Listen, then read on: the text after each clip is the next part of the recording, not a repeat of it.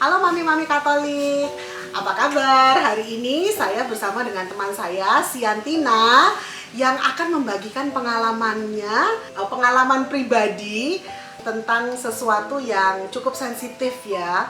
Jadi Sian ini bukanlah seorang mami biologis karena 2 tahun atau 3 tahun yang lalu ya dia diharuskan untuk mengangkat rahimnya, sehingga Sian ini nggak bisa punya anak secara biologis. Tapi kita dengerin aja ya ceritanya bagaimana, karena menurut saya banyak sekali wanita yang belum merasa menjadi seorang ibu sejati sebelum dia mempunyai anak yang biologis. Padahal that's not the case ya, kayaknya nggak selalu harus begitu.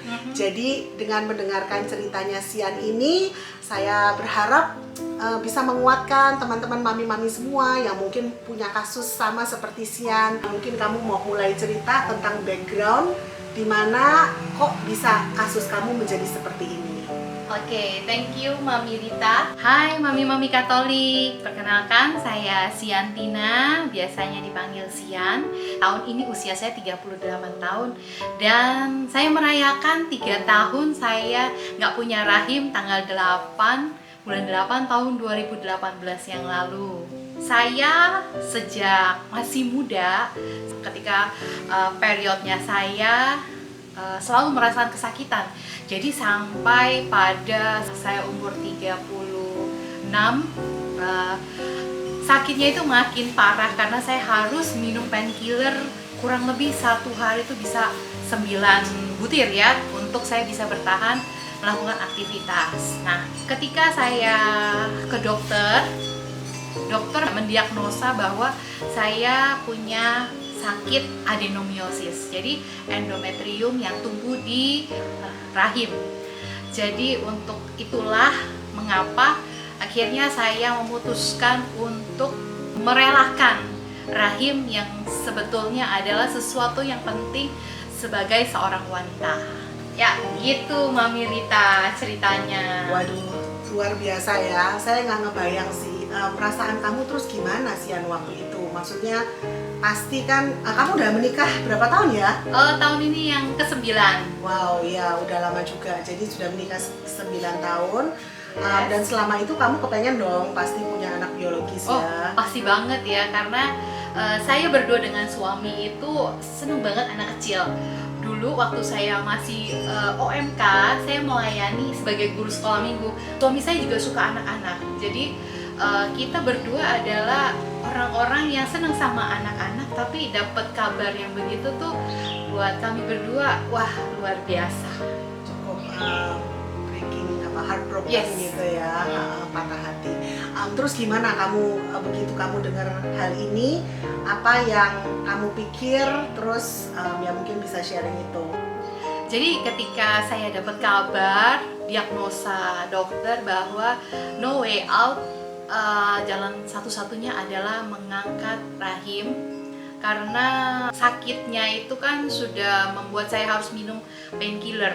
Kalau minum terlalu banyak painkiller itu akan efek ke organ yang lain. Jadi buat saya itu pergumulan memelihara organ yang lain. Untuk organ yang lain itu logika saya tuh main. Saya kepengen hidup saya pasti jauh lebih bahagia walaupun tanpa organ ini ya, karena selama period saya akan mengalami kesakitan terus gitu kalau misalkan saya memelihara rahim saya. Aku ya nggak ngebayang ya, maksudnya kamu harus membuat keputusan seperti itu yang kelihatannya maju kena mundur kena, serba salah gitu kan.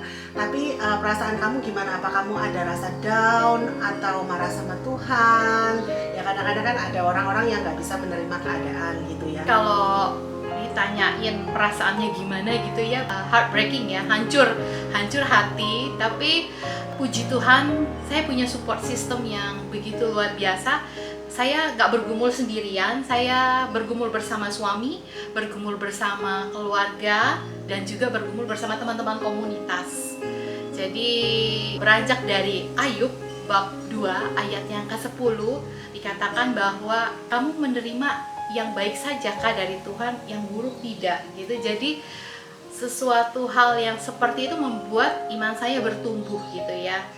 kalau misalkan sesuatu yang enak gitu ya, kayak promosi jabatan, dapat bonus, naik kelas, juara, sometimes kita nggak pernah mempertanyakan kepada Tuhan, why me Lord, why? Terus tapi kalau Kenapa misalkan saya jadi juara? ya, kenapa Tuhan pilih saya buat jadi juara ya? Tapi kalau misalkan sesuatu yang nggak mengenakan, kita selalu mempertanyakan itu yang pertama. Tuhan, kok aku sih yang sakit? Kok aku yang tertimpa sesuatu yang nggak enak gitu? Oke. Aku juga nggak pernah mikir kayak gitu sih, An. Bahwa kalau misalnya something good happen to us, kita nggak pernah bilang, kenapa Tuhan? Engkau kok bikin aku jadi seorang juara gitu ya. Tapi begitu sesuatu yang nggak enak, kita bisa protes gitu ya. Wow, saya nggak pernah tuh mikir kayak gitu. Jadi ini sebuah insight yang begitu baru ya. Semoga kita bisa merenungkan hal ini juga.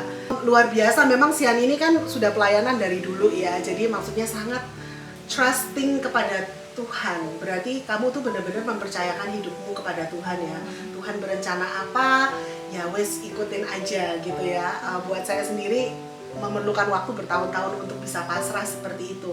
Tapi kayaknya ini kasus di mana ya harus ada kepasrahan itu. Kalau enggak kamu mau menjadi pahit terus dong ya di dalam kehidupan. Tapi saya juga tahu beberapa teman yang mengalami hal ini dan susah sekali gitu buat mereka untuk menerima keadaan ya. Akhirnya ya mencoba program macam-macam ke dokter gitu ya. Terutama yang populer kan bayi tabung ya Sian ya. Dan kita tahu sebenarnya ajaran sosial gereja itu tidak mengizinkan bayi tabung ya. Mungkin banyak mami-mami di luar sana juga pernah dengar tapi nggak terlalu ngerti gitu ya. Kita sih nggak bahas hal itu hari ini. Cuman saya ngelihat perjuangan seseorang yang harus menjalani sebuah program bayi tabung itu juga berat di badannya sendiri gitu ya. Selain ya sebenarnya tidak melakukan kebenaran gitu. Mungkin Sian bisa kasih sedikit sepatah dua patah kata untuk memberikan motivasi kepada seseorang yang mengalami hal yang sama seperti kamu supaya bisa lebih pasrah gitu. Ya, jadi buat semua perempuan, setiap perempuan adalah seorang mami, baik punya anak biologis ataupun tidak, menurut saya ya. Jadi buat mami-mami yang struggle di sana, saya juga mencoba untuk belajar dari Theology of the Body bahwa di dalam suatu pernikahan anak bukan adalah hak untuk seorang suami atau istri, tapi anak itu adalah pemberian. Jadi berangkat dari situ bahwa anak adalah suatu pemberian, saya nggak mau memaksa Tuhan, tapi itu nggak menjadikan saya langsung bersyukur dengan sangat luar biasa, enggak, karena saya masih manusia.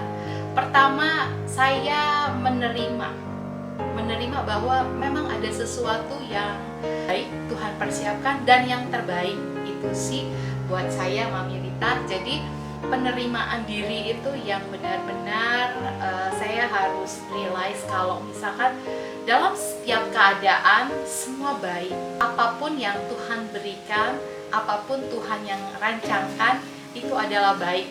Bukan berarti pernikahan akan bahagia ketika kehadiran anak-anak dan tidak bahagia kalau tidak ada anak-anak. Gak juga, karena panggilan setiap kita beda-beda. Mungkin mami-mami di luar sana dipanggil untuk menjadi pelayan-pelayan.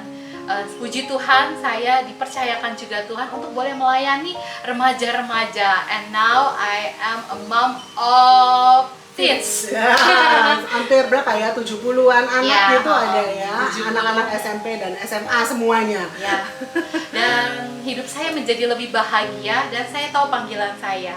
Dan kadang sama suami suka bercanda gitu ya. Aduh, kita nggak akan bisa lihat Sian Junior atau Edo Junior gitu. Tapi itu hanya sesuatu yang bercandaan kita aja untuk menghibur satu sama lain. Apa yang menjadikan kita bahagia itu bukan orang lain, tapi kita sendiri. Kita yang memutuskan untuk berbahagia gitu.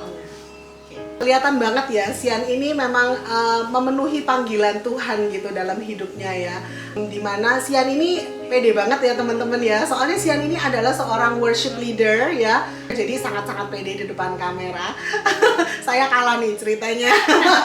Dan juga suka membawakan kesaksian, jadi moderator dan sebagainya. Banyak pekerjaan di ladang Tuhan yang kadang-kadang hanya orang yang kalau kita mami-mami, kita terima job pelayanan itu harus mikir-mikir. Terus anak saya siapa yang jagain gitu ya. Tapi kalau Sian ini bebas melayani Tuhan, bebas memberikan diri kepada Tuhan sebenarnya gitu ya, untuk pelayanan di gereja dan sebagainya. Terus tadi Sian ada mention theology of the body juga ya. Jadi ini ada ajaran dari Yohanes Paulus yang kedua yang judulnya adalah teologi tubuh. Sekali lagi kita nggak membahas hal itu. Kita hari ini cukup fokus di kesaksiannya Sian gitu ya, untuk membangkitkan semangat teman-teman, untuk memberikan motivasi kepada teman-teman yang mungkin punya pengalaman yang sama. Tapi saya mau sedikit promosi sih tentang teologi tubuh ini ya. Adalah ajaran tentang tubuh manusia yang diciptakan oleh Allah Bapa pada awal mulanya, yaitu semuanya baik ya. Dan ini tentang seksualitas, bagus sekali, bukan hanya untuk orang yang sudah menikah, tapi juga orang-orang yang belum menikah, yang tidak menikah, anak muda sampai orang-orang tua ya, dimana kita mengenali tubuh kita, kita mengenali seksualitas kita, dan yang paling penting kita menjalani kehidupan kita dalam ajaran gereja yang seharusnya dan sebenarnya, yang Tuhan intensikan. Saya akan tampilkan bukunya ya, dan buku yang atau referensi-referensi yang teman-teman bisa baca-baca atau pelajari, atau juga ada referensi dari YouTube, pengajaran dan sebagainya. Jadi nanti kapan-kapan kita bincang-bincang lagi tentang teologi tubuh. Nanti saya panggil sumber sumber yang terpercaya, pakarnya gitu ya. Jadi harap ditunggu. Thank you banget Sian untuk waktu kamu, untuk mau sharing ya, karena mungkin nggak gampang untuk orang juga ya, punya pengalaman pahit di-sharingkan itu nggak mudah. Tapi semoga dengan sharing Sian kita semua bisa lebih mau memberikan diri kita kepada Tuhan, percaya sama rencana Tuhan ya, karena Tuhan tuh nggak punya rencana yang jelek ya. Of course Ya, Tuhan itu selalu punya rencana yang indah dalam kehidupan kita. Kalau ada kejadian yang nggak enak, berarti itu adalah bagian dari rencana Tuhan yang ujung-ujungnya pasti indah buat kita semua. Ya, thank you teman-teman semua udah nonton. Sampai ketemu di video yang selanjutnya. Dadah. Bye.